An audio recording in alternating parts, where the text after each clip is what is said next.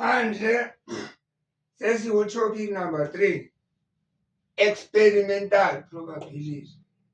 Kuzakwenza i-experiment-ke la kusasiyi-theory manje, sekuyi-experimental.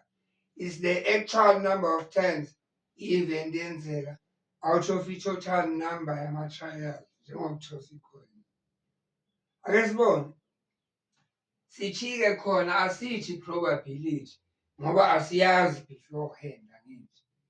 Kwi-theoretical probability sazi beforehand vele ukuthi abo-heads 1 abo-tails. Manje-ke lana asithi probability, sithi relative frequency.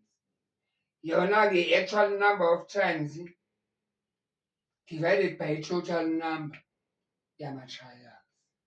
Ake sibone ama-coins mangiwaspina. Mangispina i-coin 10 times ngithola abo-heads abawu-7 out of 10. Kusho ukuthi i-relative frequency yabo-heads u-0.7. I-theoretical probability ngiyazi ukuthi 0.5 kodwa i-actual experimental ithi 0.7 angikwazi ukuyiphikisa. Mangispina 100 times ngithola abo-heads abawu-40 out of 100 u-0.4. Seyingaphansi kwalo 0.5 we-theoretical, i-experimental. Mangispina 1000 times ngithola abo-heads abawu-470 out of 1000 oku-0.47.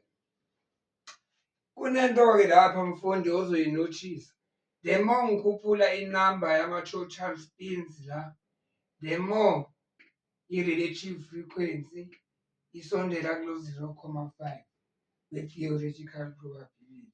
Kusho ukuthi mangaspina kawu-million nje, hey ingabe kubo-499,000 seyisondele 500,000.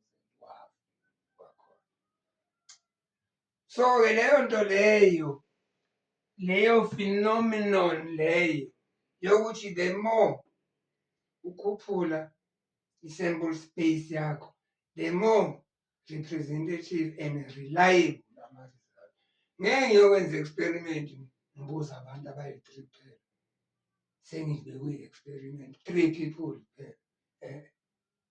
10 times, 100 times, 1000, hey mawuna 10,000 times mawuthanda.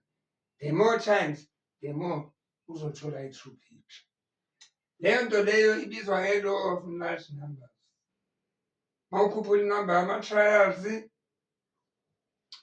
i-experimental probability iyangokusondela kwi-theoretical probability. Mangaspina i-billion times ingabe seyithi 0.5. Alright.